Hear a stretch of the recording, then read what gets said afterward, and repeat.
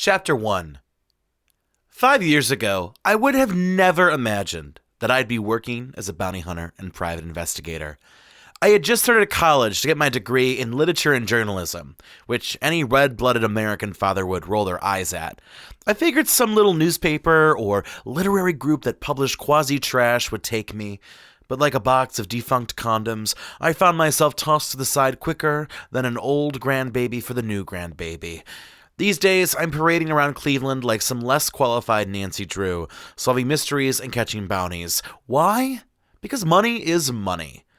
My name is Matty Iapen, and I'm a few centimeters short of 6 feet with a husky build. Like my physical body, my skills are also pretty average. 5 years ago, I defined myself as a pacifist.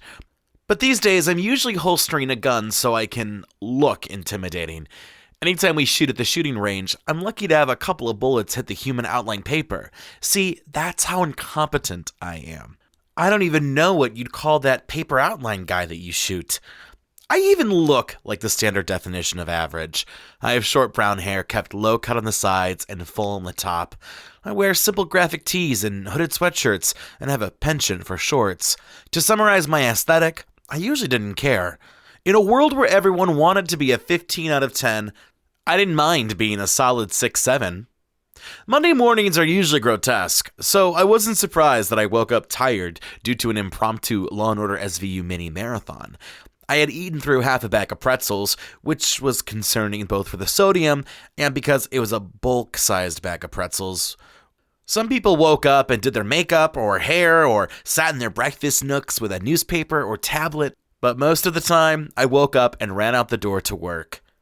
Zalucky Bonds at Investigations was located in the heart of Cleveland's east suburbs on Cedar Road.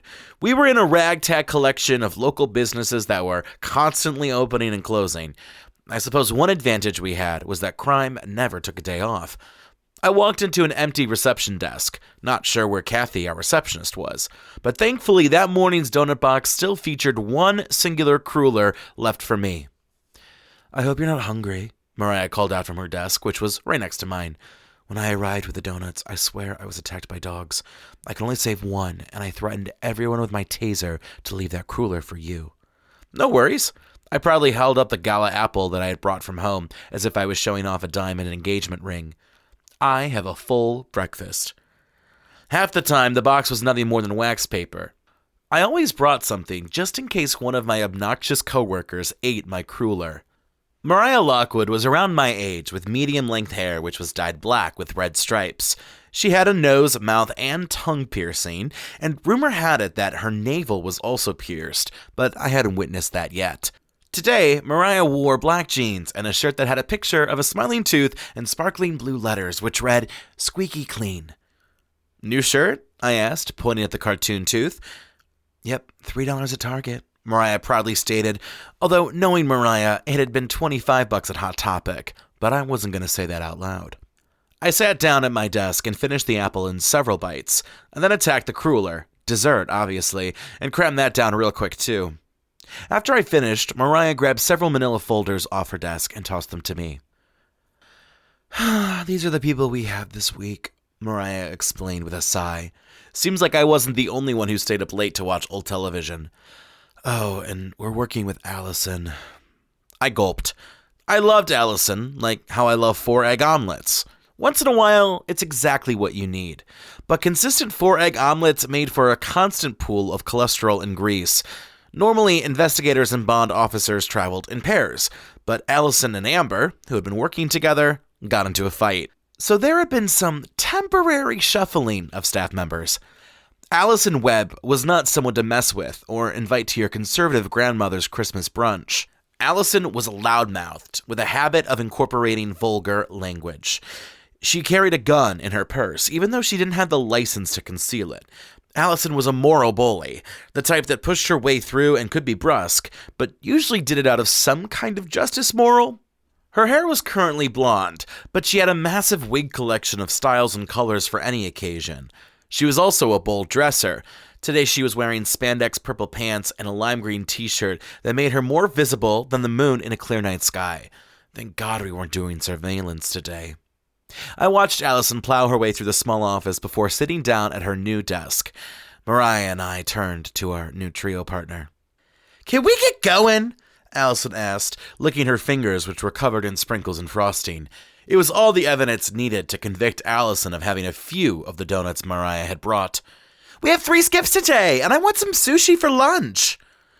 There were a couple sushi joints that were close to the office, but Pacific East was the best option. Food was the main priority here at Zaleki Bonds and Investigations, followed by our work. Although I couldn't confidently say our work was our second main priority either. "How many donuts did you eat this morning?" I asked Alison casually. "Just 4!" Alison shrugged like it was no big deal that she had finished off 1/3 of the box herself. This was exactly why you didn't want Alison at your Christmas brunch. Not only would she clean you out, she'd tell you to jump in a lake. Merry Christmas, bitches. "Did you consider the rest of the office when you had all those donuts?" I casually questioned, trying not to sound accusatory. "Hey!" Alison snapped back quickly. She was not a fan of being reprimanded. "Sean had 3, and Mariah had 2, and Amber also had 2, and Dana and Helen had 1 or 2. "Well, that leaves me with 1, and the cruller looked like someone took a bite and then placed it back in the box." I didn't complain because it was a free donut, but now the information was my weapon against Alison. "Don't look at me!" Alison turned away from my questions and bulldozed over to Kathy, the receptionist, who had returned to man the front gates. Kathy was an institution at Zaleki Bonds and Investigations. That is, she was a bulwark of sweet normalcy who just quietly did her job. "Well, are we taking your car or mine?" I asked Mariah. "Oh, my car only seats 2. Mariah's tone made it seem like she really wanted to say yes, but just had to say no. "You drive a Honda," I growled. "It's my Jeep that can't handle the 3 of us." "Don't overestimate my Honda," Mariah scathingly whispered. "Bitch, you act like you drive a wooden wagon." I could be a little vicious on Mondays. "And do you think my poor Jeep needs all that?" I pointed to Alison, who was now sticking her hand into Kathy's lemon drop candy dish. I didn't know why Alison wanted any of Kathy's lemon drops. The lemon drops were harder than a standardized test and more stale than a phonogram. Mariah threw out the suggestion to take Alison's car. Alison appeared pretty fine with that, which should have been a red flag. We said goodbye to Kathy and her hard-ass reception candy and strolled out of the office. "I don't mind taking my car, but I have some rules," Alison warned us, raising a pointy acrylic finger as if we were 2 dogs about to ruin her car upholstery. "I get to be in charge of the music, I don't like backseat drivers, and I get to pick lunch since I'm driving." Mariah and I raised no qualms, but simply piled into the Mercedes. I looked into the first manila folder to a mugshot of a woman who looked like she hadn't slept in a week. "Okay, our first skip is T.T. Tailory," I explained while Alison began driving down Cedar Road. "Her address is listed under Findie Street. She was charged with domestic violence and skipped bail." "Oh, domestic violence?" Alison snorted, as if T.T. Tailory had been caught capturing butterflies. "That's no biggie. I thought we were going to go after someone a little more dramatic, like a murderer or something. But whatever, we'll just go get this T.T. girl. Her name sounds like sweet tea. Oh, damn, I could use some sweet tea." "Lunch is later," I muttered, looking at my phone, which only read 10:02. "Take a left here," Mariah cried, and Alison swung the Mercedes, which curved at an angle I didn't think existed. Findie Street wasn't too far away from the office. "What did I say about backstreet driving?" Alison yelled. "You better hope TT doesn't try anything funky. I have my gun on me, and pepper spray too." "Can we try to avoid barging in with the gun?" I moaned. "Even the pepper spray might be too much."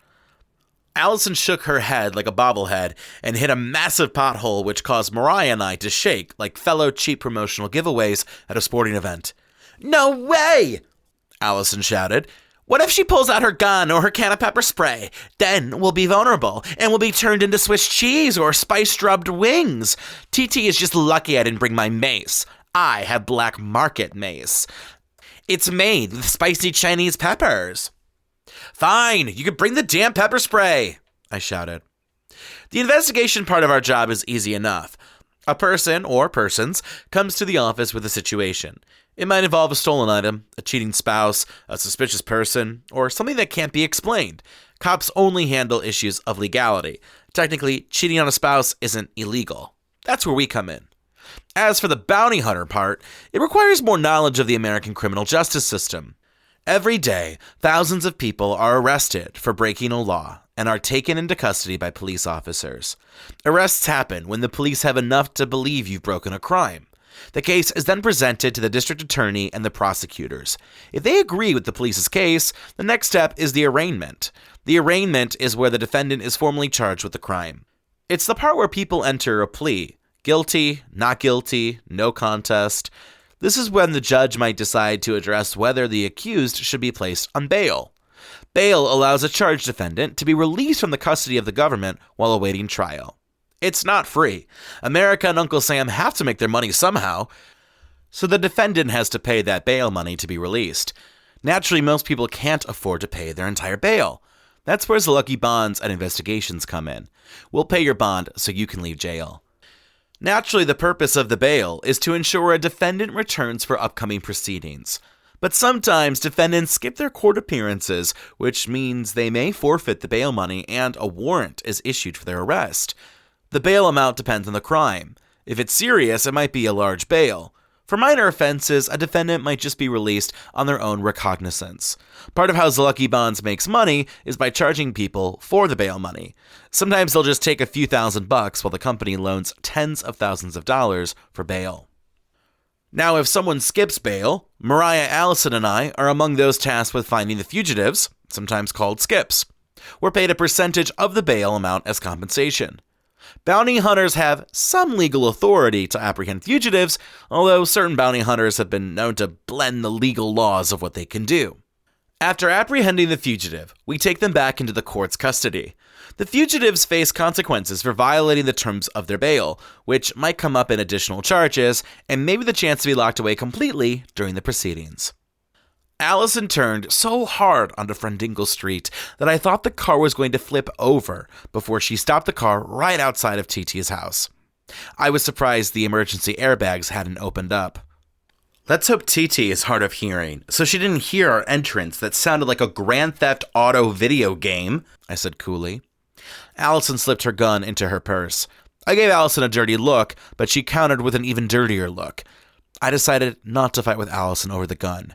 That would create more noise that would certainly make TT aware that we were in the neighborhood. Mariah, Alison, and I arrived at the stoop of the house, and Alison confidently knocked on the door. Between Alison's heavy pounding and the firm steel rings on her hand, which made her look like a bedazzled psychic medium, I'm surprised the flimsy door didn't cave in on Alison. Moments later, TT answered the door with a scowl fit for a middle-aged woman. "I have no money for your organization, now get!" TT ordered. Alison looked at TT as if this skip had insulted her mother. "Do I look like Greenpeace? Do I look like Red Cross? I'm not here for goddamn charity!" Alison shouted in a dramatic theatrical tone. "You've missed your bond, and I'm going to take you to the police station." "I'm not going to jail," TT muttered in a gravelly voice. "If you can't do the time, don't do the crime," Alison rhymed, as if a cliche saying would be enough to make TT surrender. "Who are you?" TT demanded with a pouty hip thrust. "The morality police." Both Mariah and I sucked in so much air, it sounded like an air conditioning unit exploded. Alison's personality could be described as hyper-sassy to begin with. But when people poked and prodded Alison, she quickly evolved from a sass master to a sass ender. I watched Alison as if I were watching the latest Oscar award-winning masterpiece. "Well, I'm not the police, but I'm an enforcer of the law, ho!" Alison spat, and she pulled out her gun so fast that Mariah and I both jumped into the air. It was ironic that the enforcer of the law was kind of breaking the law. "No gun!" I hissed in the way you might scold your partner for calling your colleague by the wrong name. But the arrival of Alison's gun at this party meant that there would be another attendee. TT pulled out a concealed weapon from her pants, which explained the lump by her leg that I thought might be, well, you could fill in that mystery. "Do you happen to have a license for carrying a concealed weapon?" Mariah asked TT's Hillary. I already knew that answer would be a big no the size of Jupiter. "Hell no! Do you think I have the kind of time to wait around so the government can give me a piece of paper?" For a quick moment, I prided myself on my private bet, but then I remembered we were in the middle of a gunfight. "That's one thing we can agree upon," Alison cheered. Do you know how much it costs for a concealed carry license? I faced Allison with a look of disbelief. The license costs like $70. $70 too much, TT spat. You have a 75-inch television. Mariah pointed to the living room, which was a room filled with wealthy items. Is $70 too much to ask? TT, you better give it up or I'm going to use force, Allison demanded. Get into these cuffs for me. Allison held up a set of handcuffs and showed them off like expensive designer clothes. In reality, these handcuffs were a step above cheap handcuffs used for dirty sex. In fact, upon closer inspection, there was a mysterious dried liquid on the cuffs. No! TT yelled, and she pushed Allison off the steps with her free hand. Allison fell over and rolled onto the lawn and almost rolled into the street.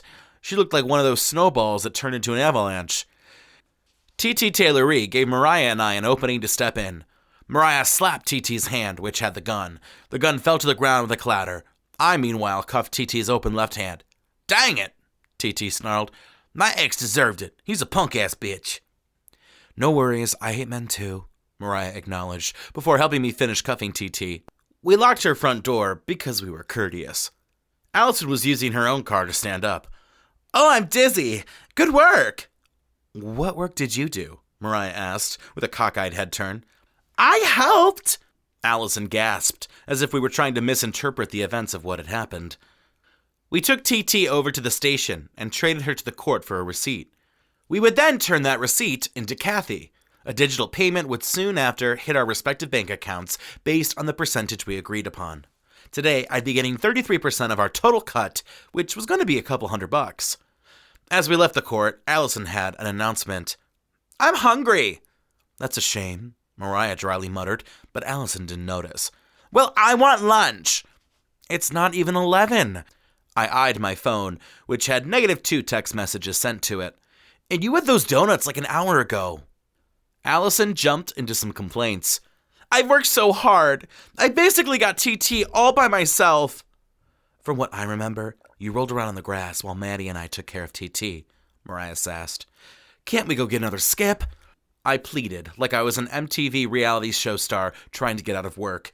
Can we at least try and work this afternoon? I totally agree. Mariah nodded as she opened the passenger seat door and began looking through the other 2 manila files.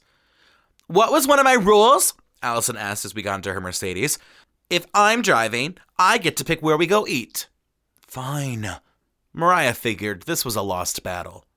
Matty and I can read these case files while you pick up pre-lunch. I'm craving a little sushi, Allison explained.